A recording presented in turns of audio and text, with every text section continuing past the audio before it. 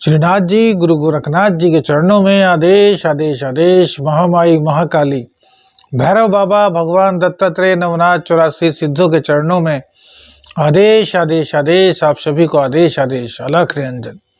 मैं शाबरमंत साधक प्रवीण आप सभी का एस्ट्रो शाबरमंत यूट्यूब चैनल पर स्वागत करता हूं। आप सभी लोगों की कृपा से, सभी श्रद्धालुओं की, मित्रों की कृपा से एस्ट्रो यूट्यूब चैनल ने 10,000 सब्सक्राइबर कंप्लीट कर लिए हैं। इसके लिए आपका बहुत बहुत आभार, आपको बहुत बहुत शुभकामनाएं।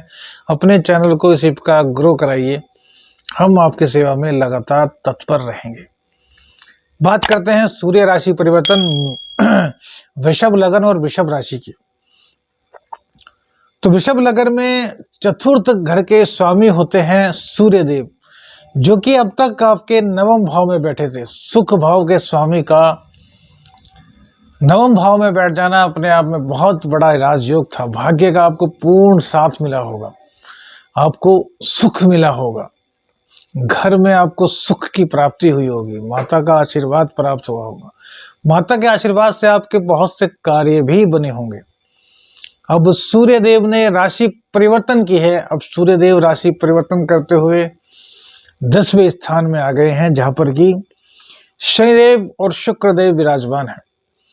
हालांकि शुक्रदेव राशि परिवर्तन कर लेंगे, लेकिन गोचर की जो स्थिति उस टाइम की बनेगी उसमें शुक्रदेव वहां पर मौजूद रहेंगे। तो सूर्यदेव का अपने पुत्र की मूल त्रिकोण राशि में प्रवेश करना कैसा परिणाम देगा वृषभ लगन और वृषभ राशि वालों को, इस पर ही चर्चा करेंगे।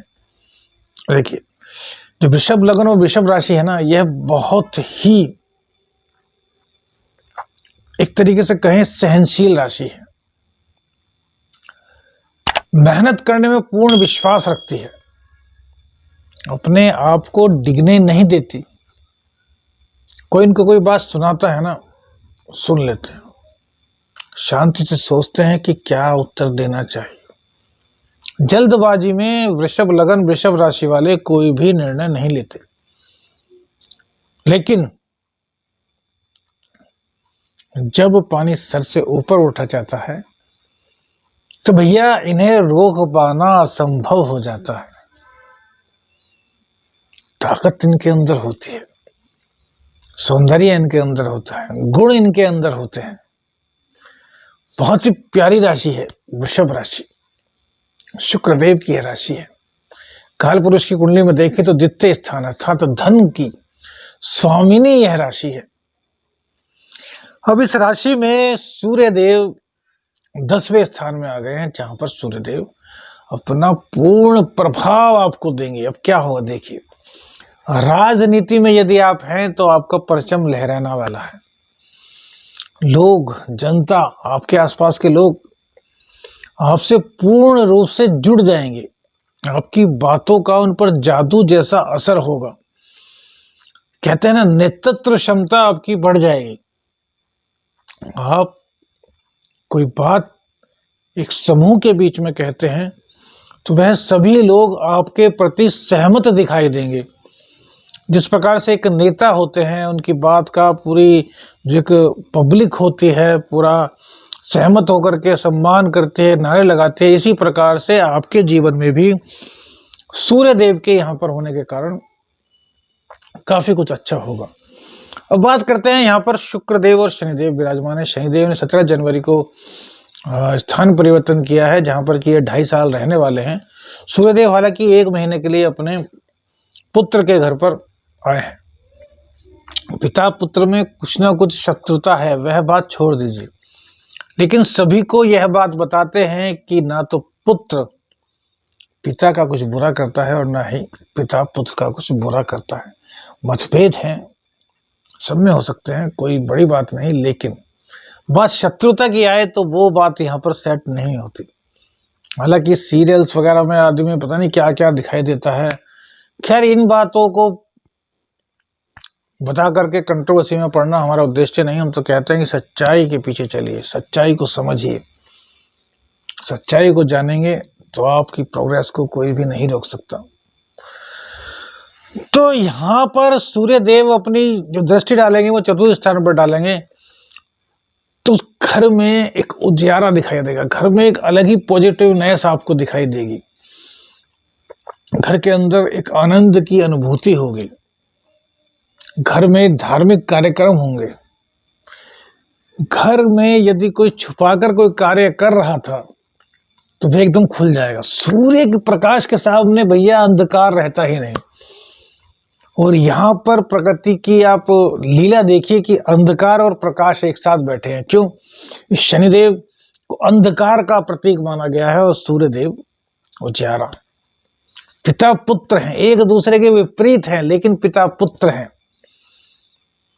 तो भैया एक महीने यदि घर में कोई ऐसी परिस्थिति चल रही थी, कोई घर में आपका दुश्मन बैठा हुआ था, तो कहते हैं ना आस्तीन का सांप था, तो वो आस्तीन का सांप अपने आप को छुपा ही नहीं पाएगा। येन केन प्रकारेण सूर्यदेव की कृपा से उसका राज खुल जाएगा, आपका कोई अहित नहीं कर पाएगा। देखिए सूर्यदेव कितना बढ़िया आपको प्रणाम दे रहे हैं। अब दूसरी बात, चूंकि शुक्र एक दिन के लिए, 2 दिन के लिए, 1 घंटे के लिए, कुछ लोग बहुत से कमेंट्स करेंगे, देखिए कुतर्क करने वाले हमें पसंद नहीं। हमने गोचर की बात की है। गोचर में जिस वक्त सूर्यदेव आएंगे शनिदेव की मूल त्रिकोण राशि में, उस वक्त शुक्रदेव वहीं पर विराजमान होंगे। गोचर का प्रभाव, उस टाइम पे जो लगन बना उसके प्रभाव के बारे में आपको बता रहे हैं। तो भैया सूर्य शुक्र, हालांकि शुक्र उस टाइम वृद्धावस्था में होंगे, सूर्यदेव एकदम से बाल अवस्था में। डिफरेंसेस दोनों का बहुत होगा, दोनों की कलाओं में बहुत डिफरेंसेस है, लेकिन जो है वह है। तो स्त्री का अपमान मत करिएगा, चरित्र का पतन मत होने दीजिएगा। चरित्र का पतन हुआ तो धर्म का पतन हुआ, धर्म का पतन हुआ तो आत्मा का पतन हुआ। और भैया जो आत्मा रोती है ना, तो ईश्वर, आत्मा कौन है? ईश्वर का ही तो स्वरूप है, ईश्वर का ही तो अंश है। आत्मा को रुलाओगे तो फिर परमात्मा आपको दंड देगा ही देगा। यह सब परिस्थितियां ऐसे ही नहीं बनती। कहते हैं शनिदेव की 7.5 में ये दिक्कत हुई, ये दिक्कत हुई, तो भैया उससे पहले की जो दशाएं थी उसमें आपने क्या किया, यह भी तो आप समझने का प्रयास कीजिएगा। नहीं समझ पाते तो फिर शनिदेव समझाते हैं, या फिर ग्रहों की और अन्य युतियां या फिर दशाएं आती हैं, महादशाएं आती हैं, अंतर प्रतंत्र प्राण दशाएं आती हैं, वह आपको समझाती हैं। समझना तो पड़ेगा, अब समझ गए तो आगे दिक्कत नहीं, और भैया नहीं समझे तो फिर दिक्कतों के साथ समझने के लिए तैयार रहिए। एक ज्योतिषी का कर्तव्य होता है कि आपको आने वाली दिक्कतों के बारे में पहले से पता है, ना तो वह डराता है ना आपको चेताता है, सिर्फ और सिर्फ आपका मार्गदर्शन करने का कार्य करता है कि भैया इस वक्त पे ये ऐसा हो सकता है, यदि आप ये नहीं करेंगे तो ऐसा नहीं होगा। तो बस खुद को संभाल लीजिए, चरित्र का पतन नहीं होने देना है, माता पिता का ख्याल रखना है, माता पिता की सेवा करनी है। व्यापार में आपके 4 चांद लगेंगे, धन दौलत सब इस सूर्य राशि परिवर्तन के काल में आप कमाएंगे। और चंद्र मंगल का तो फिलहाल योग आपकी कुंडली में बना हुआ था, खैर वो तो बता चुके हैं, वो अलग की बात है। अब सूर्य की जो परिवर्तन की बात चल रही है, करना सिर्फ इतना है कि सूर्य भगवान को रोजाना एक लाल पुष्प ले लीजिए, उसमें 5 बूंद देसी घी डाल लीजिए, और वो दोनों हाथों में 27 बार गायत्री का पाठ करते हुए उस पुष्प को सूर्य देव को अर्घ सहित समर्पित कर दीजिए।